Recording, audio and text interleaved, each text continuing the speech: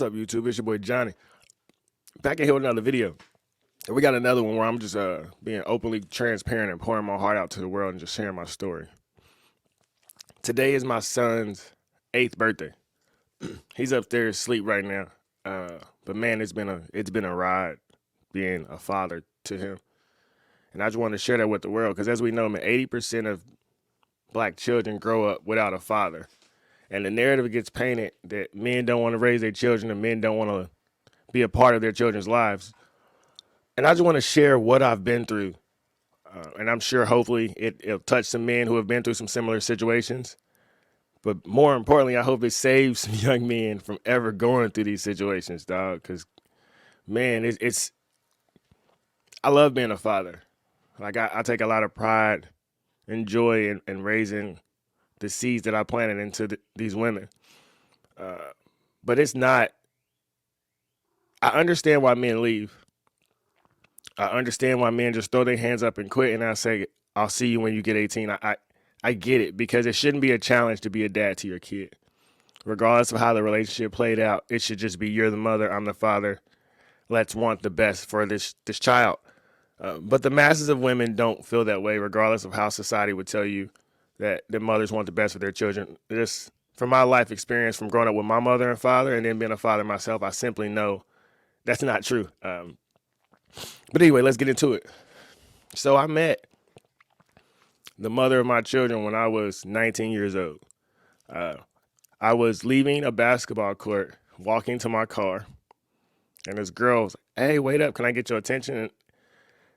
And I should have just gotten in the car, but I didn't. Swapped the numbers.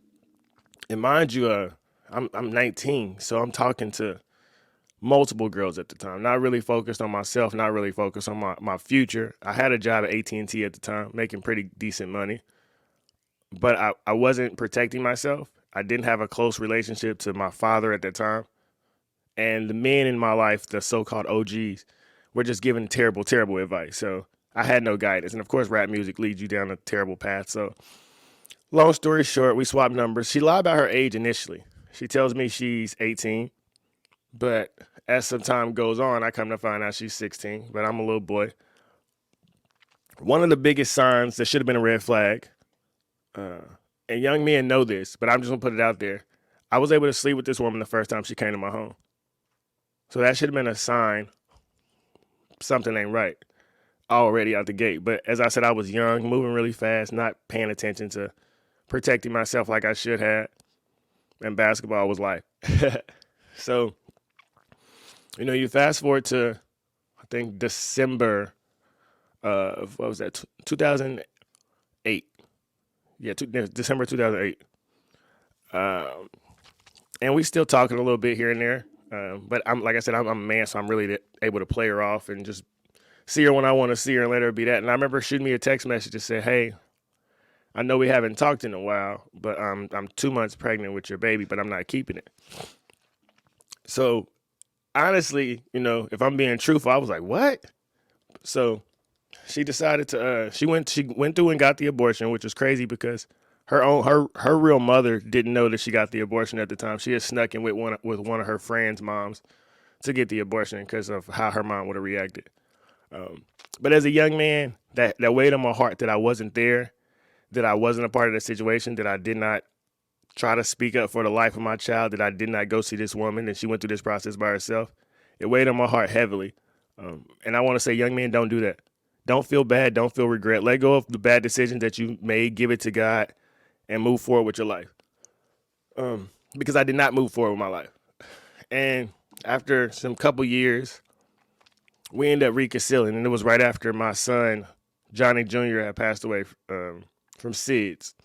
So after he passed away, man, I was at a really low point in my life. Really, really broken, really lost, really depressed. And this girl from my past shows back up. And if I'm at a high frequency, I understand this isn't something I should need to try to pursue long term. But in the back of my mind, I had just lost my son. I remember, me and her got along pretty decently sometimes. But she had to go through that situation by herself. And so for her to come back into my life, I thought it was coming back in as a sign of this is something supposed to be. But no, people come at you when you're at your lowest. That's what I've learned. So fast forward to that, and me and her start pursuing a relationship, which was extremely toxic from the start because I moved out of a home with one woman right into a home with another woman. I don't ever recommend anyone doing it. Mind you, I'm 21 years old, man. Crazy young, 20, something like that. Just really young. And I wish somebody would have said, hey, it's stupid to live with a woman, but two, get together, just get yourself together. But once again, there's a lot of young men who don't have guidance. Well, we're raised in environments. Like I was really close to my mom.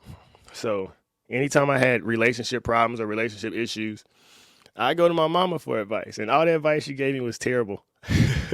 It was all stuff that like she would have wanted from, I guess, my dad, but it didn't really get me far in my situations that I was in. So you fast forward, I'm still living this reckless life, man. I'm living with one woman while another woman is pregnant with my child. I know, sounds crazy, makes no sense. But that's literally was the reality of Johnny. I'm living with one woman while another woman is pregnant with my child. So the woman I'm living with, of course, is on birth control and is saying that she wants to take her birth control out so she can have a baby as well. And in my heart, I'm like, hell no. But I was young, I was weak, I was a punk, and I couldn't just straight up to her face say, no, I don't want you to have your birth control removed. I do not want a baby with you. I didn't want anything with that. You know, I knew in my heart that I wanted to be a husband before I ever wanted to be a father. See, my mama and daddy had really, really bad domestic violence, but I thought it was because they wasn't married. Because if you grew up around anybody biblical, they would tell you that if your parents weren't married, you were a bastard child. So I honestly thought my parents' violence was because of the devil was inside our home because there was no marriage. And if there was a marriage, it would have been something protecting us. As weird as that sounds, when you kids, you think like that. So the day that my baby, well, she wasn't my baby mama yet, but the day that she was supposed to get her birth control removed, I actually got into a car accident and totaled out my car. It was February 29th. It was a leap year. I had a red and yellow Monte Carlo that I was going to pick her up from work, and I was really, really early in the morning. I had just got my windows tinted.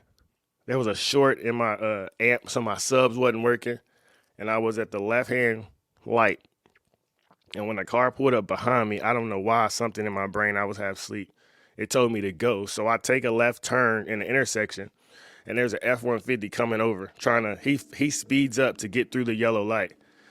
So this F-150 is doing me maybe 35, nothing crazy, but floors it. And next thing I know, man, my Monte Carlo gets smacked, and it's just spinning through the intersection. And I did not have a seatbelt on. I'm very pro seatbelt now, but I did not have a seatbelt on when this happened.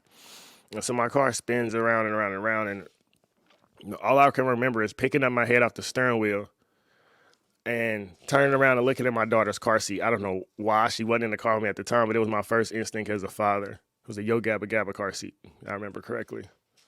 And I got out the car, and I walk over to the dude in the F-150, and I'm like, are you okay? And he looking at me, he's like, bro, are you okay? You're covered in blood. Sit down. And I was like, what? I'm bleeding? And my right ear was cut in half. And so I'm touching my ear, and literally the bottom of my ear is just dangling. And there's just blood rushing down. And so the ambulance gets there. They rush me to the hospital. And all this was because of anxiety that I did not want her to take her birth control out, that I'm up at night running around doing reckless stuff. And like I said, I don't recommend young men get into relationships when you're young and you don't know yourself, but especially if you didn't grow up with a male role model, because you're copying what you see on the movies and the media and the music, and all that stuff is extremely toxic and just not how real life should work. And actually, I don't know how much it'll show on the camera, but so like if you can see in the middle, when they stitched my ear back together, that's where it was at. So it don't look terrible now, but after they had stitched it back and I was in the hospital and I went into the mirror and seen it, I was like, I look like, you know, if you seen the cartoon Wayne head, I had a really, really big ear. But it's Gucci now, so you couldn't tell, but that's just like one of my battle scars. So fast forward, and she still ends up getting her birth control took out. All right, here we go. Let's get ready. So the first time she gets pregnant, she has miscarriage. And then, mind you, during this time, man, we young. We're just really not getting along. We're arguing. It's extremely dysfunctional. It was like the average relationship that you could say. Like, she was taking my clothes and sitting them on the front porch. She was showing up in my job, dropping off her cell phone because she was done with me, only for us to be back together a week later. She was going to stay at her mama's house for a couple of days. Her mama never was a big fan of me, and still to this day isn't a big fan of me at all. But it comes to territory. So I remember asking her, well, she had took a pregnancy test and found out she was pregnant with our oldest son now. And I remember asking her to marry me just because, like I said, man, I never wanted to be a baby daddy. I think the title baby daddy is ugly. It gives men a bad look, a bad rap, all that. And she said that she did not want to be fat in her wedding dress. And at the time when she first got pregnant, it was all sweet and roses, and I can't say what type of energy was going around, but it was pretty positive. But it took a turn for the worse. And I could say truthfully now as a man, I played a role in that, but I wasn't mature for the situation at hand. But on the flip side of that, I was a lot more mature than I think the average man could have been at 20 or 21 or 22, however young I was. I like to play 2K all night, so I used to be sitting up playing 2K, which would just irritate her soul. For some reason, video games irritate women when you're young. I don't know why. It was crazy. So instead of playing 2K at night, I started switching it, and I would get up and go to 24-hour fitness to play basketball at 5 a.m. And then she started saying that you're going to cheat on me and you don't like me because I'm fat. And it just, I know they say pregnancy emotions and all that, but since this lady has been pregnant, she has been a completely different person than me. Like, we just haven't ever been on the same frequency since before she's been pregnant by me. And I think just because it wasn't meant to happen, and you have to pay for your sins. And this is the universe letting me know, hey, bad decision, bro. But fast forward, man, and then we go through the situation. She's pregnant with our first son. He's born August 4th, 2013. So we got through this really rough ride of not getting along, of beefing, of fighting. And now we have a child together. And crazy story, because right after that, she gets pregnant again, extremely fast, with the son who's 8 today. And when she got pregnant with him, she said, word for word, if I keep this baby, I don't feel like me and you going to work because I know how mean I was to you during pregnancy. And it was wild because that was like the first time I had heard her like acknowledge that she was, a mean person or a person hard to deal with, because she's a pretty girl. But my mom was nice to me, man. I wasn't raised around women that were rude or evil or that had mood swings. I just, as arrogant as that may sound, like, women treat me like a god. Like, my sisters love me, my aunties love me, my teachers have always loved me, my nieces.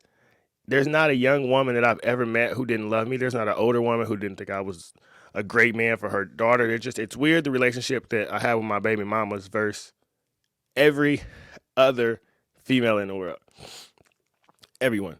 But so she acknowledged that we wouldn't work if she kept our son, and she had made a decision to abort him. We were sitting in Walmart's parking lot on 350 Highway having this conversation. And then maybe like 2 weeks later happened, and she comes home crying, and she goes and falls in my arms. And she said, I just can't do it. I just can't kill my baby. And as a man, I accepted that. I knew that I did not want another child. I knew financially I wasn't ready. I knew life. This was about to be my 4th kid before I was 25 years old. And I knew it was a terrible decision. I knew this isn't what I wanted for myself. I know who wants 2 baby mamas by the time that they're 20, 25, before they're 25. No one. But once I said, man, as men, when we don't have heart to speak our truth, and we live in a society that makes you think your worth is based on how many women you sleep with. I slept with more women before the age of 22 than the average man will ever think of doing in their life. And it does nothing for you. It brings you brokenness, unhappiness, anger, your car getting keyed. I mean, you think of every negative thing that comes with having a lot of women, and it manifested into my reality back then.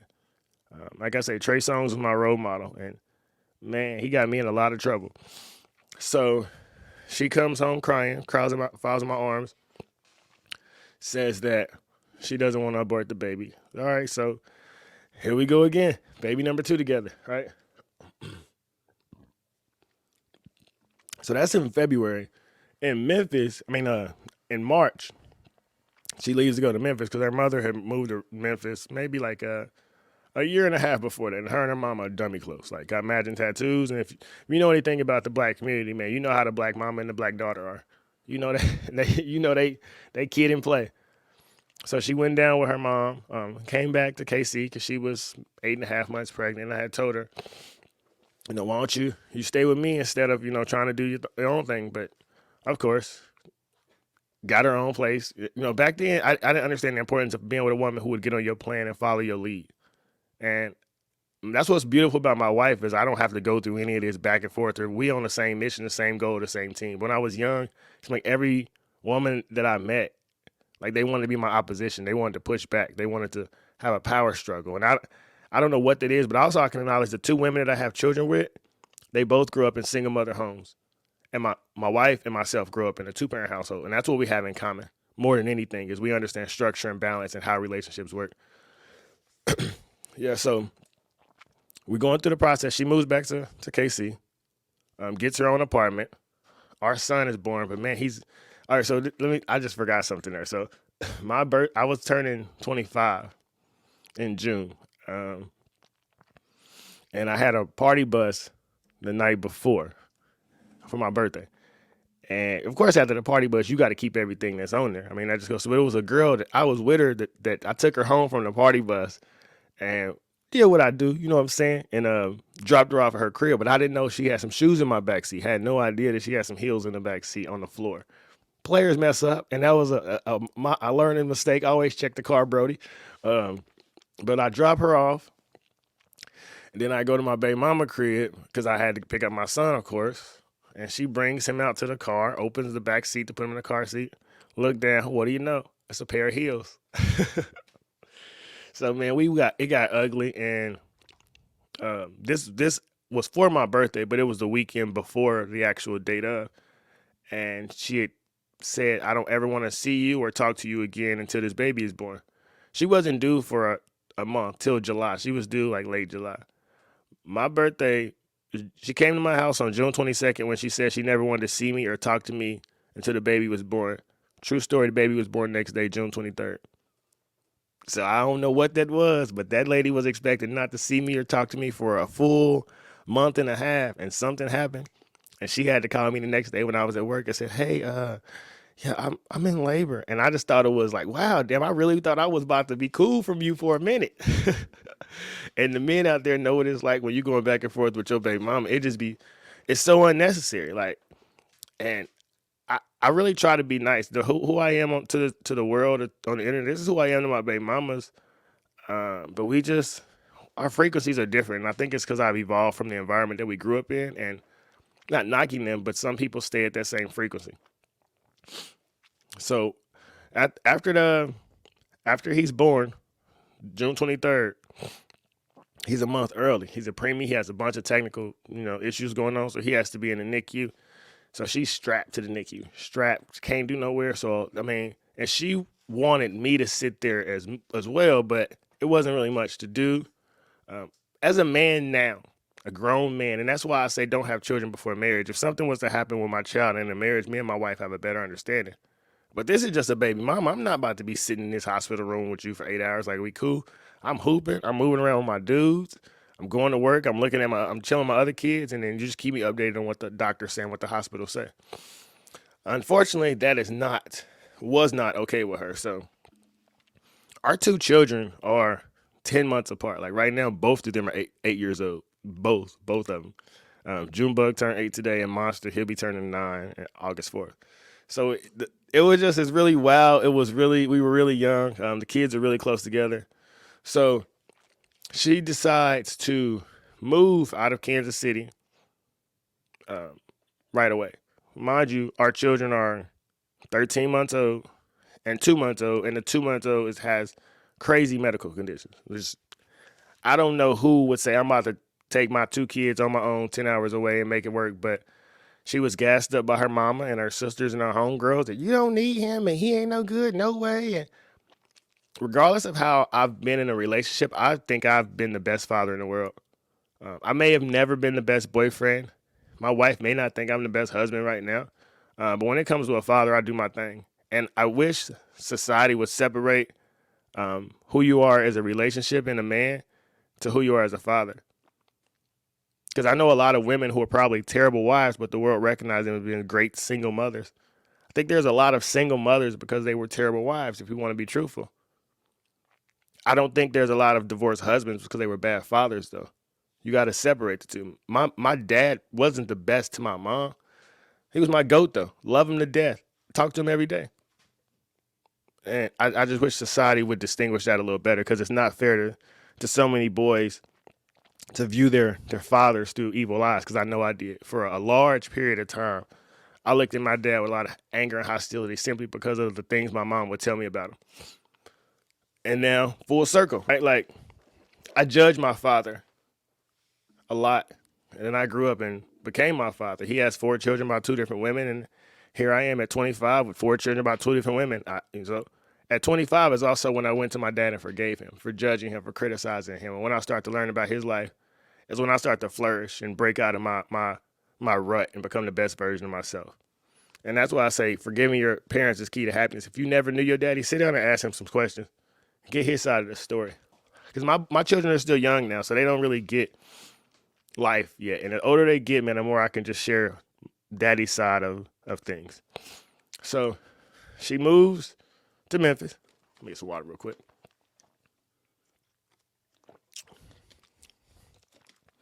So she takes the babies to Memphis, 13 months and 2 months. And mind you, when she first get there, Brody, I'm still sending money down there. The car she drives down there, Cadillac CTS, was in my name. I'm sending money for gas. Her cell phone was in my name.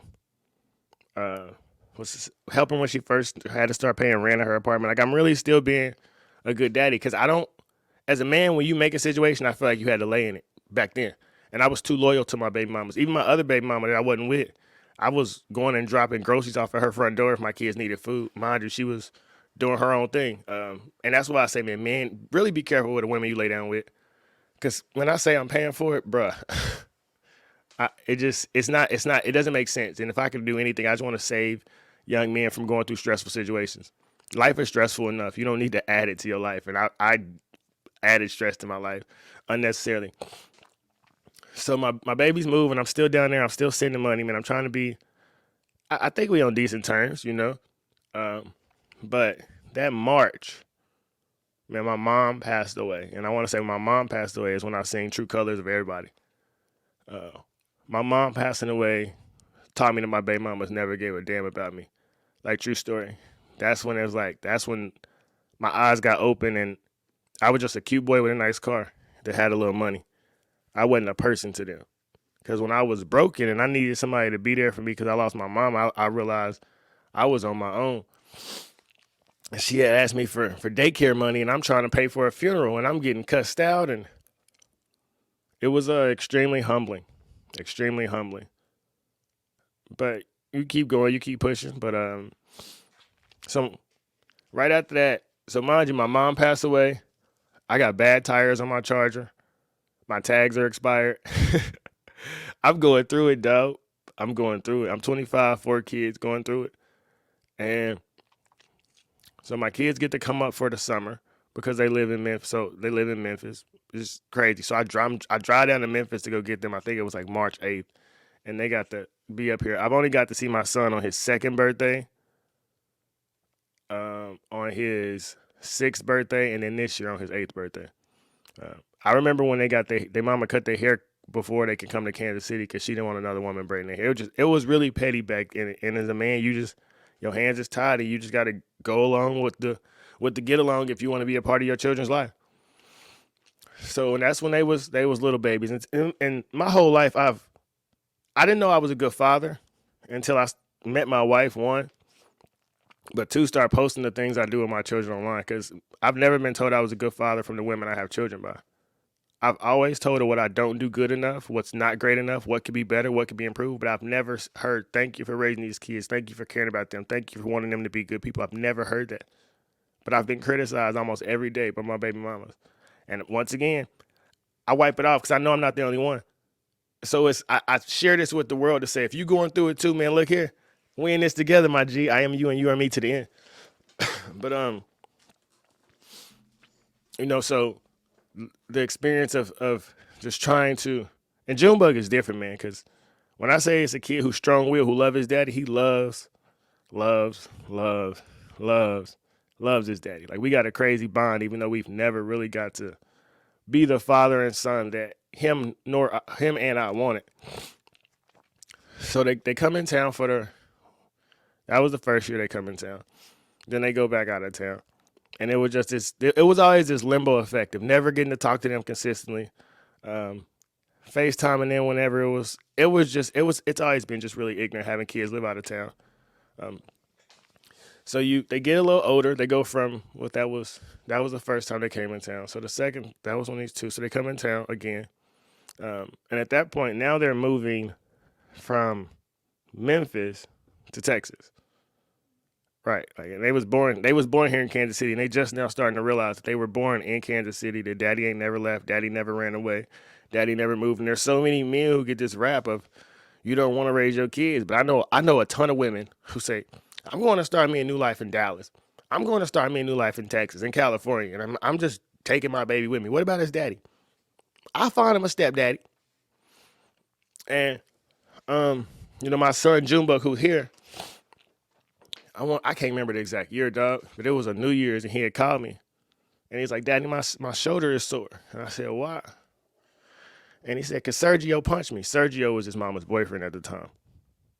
And I remember calling her right after that. Like, it was 7 in the morning when I called her. And I said, hey, your boyfriend punched Jace? And then her first response, don't be calling me that early with something like this. Okay. And hung up. And I called back, and I was like, I just want to check on, did your boyfriend hit Jason? She's like, he didn't even hit him that hard. True story, man. And this is why I say I understand men, and I understand why the manosphere preach against stepfathers. Because my daddy said the reason he stayed with my mama is because he didn't want no stepfather around me. My mama said the reason she stayed with my dad is because she knew wasn't no man gonna ever love me and my brother like my daddy did. And stepfathers don't care about children. They there to sleep with that woman. Your kid is just kind of in the way. I'm gonna play with him a little bit, act like I like him. And I'm not saying that's all men. I'm sure there's some great stepfathers out there. But the masses of men in the black community, they don't want to be stepfathers. They just know single mothers are low-hanging fruit and the easiest women to sleep with. And that's true. Regardless of how insensitive it may sound, that's how men view this situation.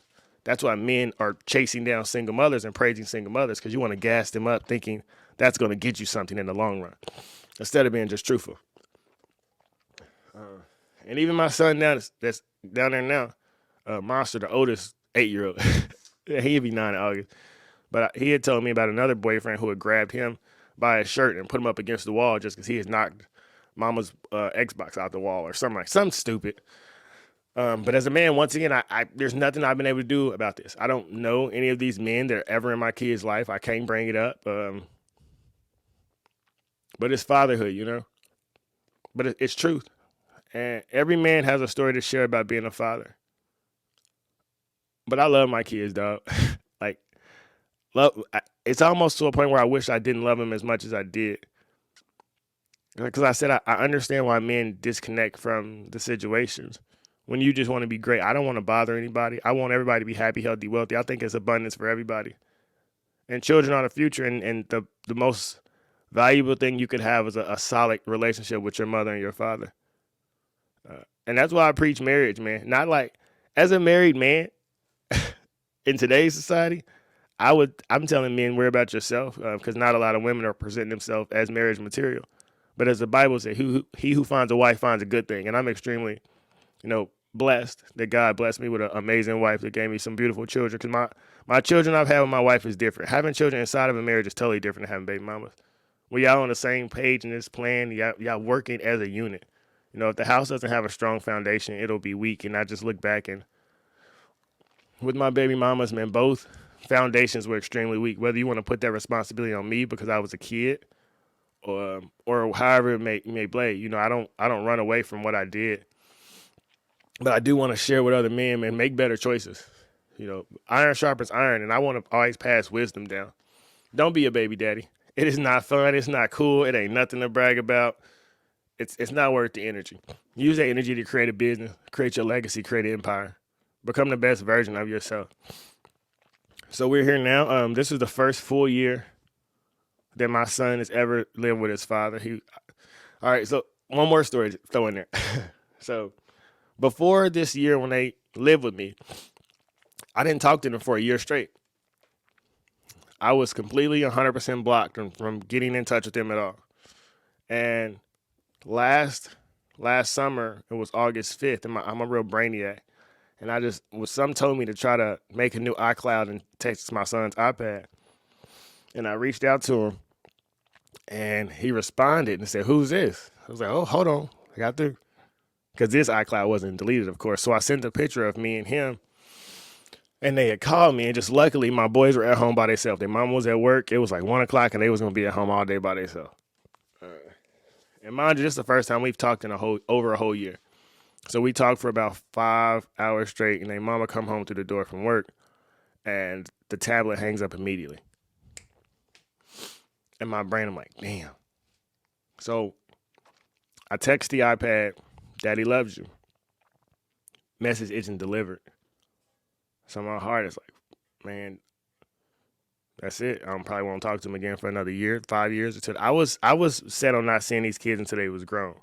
I accepted in my life that I wasn't gonna see Monster and Bug until they got old enough and start Googling their daddy and say, "Hold on, that's daddy in these movies and that's daddy on these commercials." Because my children, me being took out of their life is what started my career to success. If you go back on my channel and you watch the podcast that I had started with my homeboy Travis, at the end of every podcast, I said, "Johnny, Jalea, Jace, Kobe, Daddy loves you." Because those were my children that I didn't have the relationship with. And we're always told a falsehood of why we don't know our daddy. All of my children, their initials are JC because they all come from the Father. All life comes through the Father. And so I started my podcast just to give them a shout out. So when they would get older, they can go back and watch all the podcasts and see every week, Daddy talked about us. Daddy told us he loved us. So I'm on the phone with, I got blocked. And then 10 minutes later, my baby mama calls. So you know what it's like when your phone ring and it's your baby mama. You like, but it was her saying, "Well, if you want the boys, come get them." And I'm like, "What?" I'm extremely shocked. Like I said, I haven't talked to them for a year straight. They've never lived with me, not once, since they were 1 and 2 months old. And she's saying, "If you want the boys to come get them," and my son Junebug, he's just crying and crying and crying. "Daddy, I miss you. Daddy, I haven't got to talk to you." So I said, "Man, I love you. Daddy will be there tomorrow." So I go to sleep right away. It's 7 in the evening. I go to sleep. I wake up at 3 a.m. Me, my daughter, and my son that's upstairs. We hit the road to Texas. We get to Texas about 11 a.m. and I get my boys. We get back here about 7 p.m. I got them enrolled in school. I put them on a basketball AAU team. I put them in rec soccer as well. I try to give them the 100% daddy experience this school year. This was my first school year where I raised 7 children this year in this house. While I still was up at 3 a.m., I still was thugging it out, raising 7 babies. Driving to basketball practice 3 times a week, driving to soccer practice twice a week. I'm doing it all. I still never heard a great job or proud of you, or man. Like I still been told that it wasn't good enough. You should have did this. You should have did that, or this sucks. So why they wearing mismatched socks? It's always something that I don't do good enough. Just last night I got a text message saying, "Why he ain't wearing more chapstick?" And it's like, man, I can't call it. So I drive down there. I get them up here, and mind you, yeah, they're my sons, but we've never lived in the same house, dog. So if I'm being truthful, when they would hug me, it felt weird at first. They big now. They not little boys. You got an 8 and a 7-year-old. So when they hug me, when they sit on my lap, when they talk to me, it's always like, damn, bro, we missed a lot of bonding. And with me having children I've raised their whole life, like my oldest is 12, and I've never missed a day of her life. Even with me and her mom not being together, that's daddy baby. And our bond is like this, bro. We dummy thick. But with my boys, it's like we growing to get that relationship. And I'm trying. And I think this year, man, maybe I went about it the wrong way. Like my oldest son, he played 56 basketball games, extremely talented, but he's back in Texas with his mom. We just, not that we weren't able to sync, but he just always was 1 foot in, 1 foot out. And he's a little older. He understands life a little more. I was really close to my mom when I was a little kid, especially when I kind of viewed my dad in a tainted way. So not that he views me in a tainted way. He thinks I'm cool. He thinks I'm famous and all that. But he's still young and just doesn't understand he's going to grow up and be a man one day and has to deal with this world on his own, just like I'm doing myself. But my Junebug, he's still her. He loves his daddy. When I say he loves his daddy, he loves his daddy. He loves his daddy. It's nuts. So I'm thugging it out. This is my first school year, man. All these kids in the house, blah, blah, blah. We grinding. My wife was pregnant. We just had our youngest in December. So 6 babies, soccer practice, basketball practice, pregnant wife, all on daddy's shoulder. And you get around to February of this year, I'm YouTubing all this. And she comes in town to see the kids for the day and drives them all the way back to Texas. I didn't like the way they was living in Kansas City. They wasn't living good enough. My boys are broken. I'm broken. It's the middle of the school year, dog. This is just weird. And a long story, she said she made a mistake. She overreacted, and they end up coming back that following week. So they missed a week of school. This is in February. Now they back here in Kansas City again. Well, what was back? So then you get to, what was this? When did Monster leave? Monster left.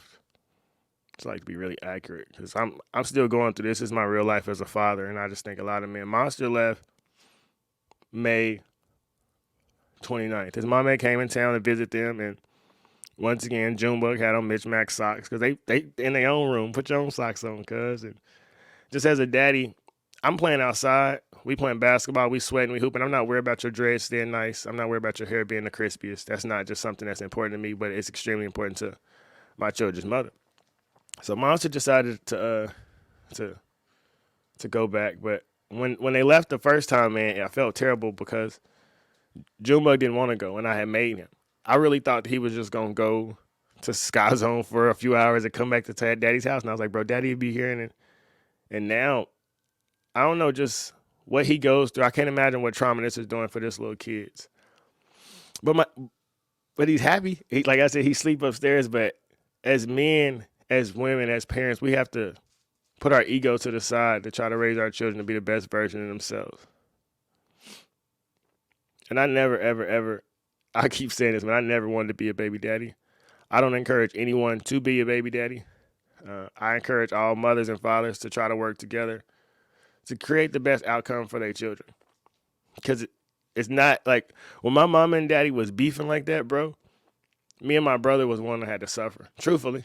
Like, if being an adult now and looking back, there's so many things, it's like that wasn't really worth it. Like I said, growing up in a home with domestic violence is unique because you assume that this man is just reckless and don't care. My daddy is a sweetheart, bro. Everybody think my daddy is nice, but my mom knew how to get under his skin in a crazy, crazy way. So I'm raising my duty now. His birthday, like I said, his birthday today. We gonna vibe out. But I just wanted to share my journey on being a father and being a young father, because it's not as sweet as it seems, you know. It just, you got to do what you do. You make your bed, you got to lay in it. But I don't wish my situation on my enemy. But I can also say for my baby mamas, man, I wish them happiness. I wish them peace. I wish them prosperity. I wish them success. I hope they find a man that one day wants to marry them and give them the life of their dreams, or that I was too young to give them. I really think that every human deserves to be happy in this life, but I also know you can't be happy with the world until you're extremely happy with yourself. Like I say, man, I always hope everybody love themselves like I love myself, because I'm on cloud 9 all the time. But man, being a father to these young kids it's interesting, because I still remember being a kid myself. Like I'm still the same kid I'm always been, but I understand my role. Like literally, my dad is my roadmap through life.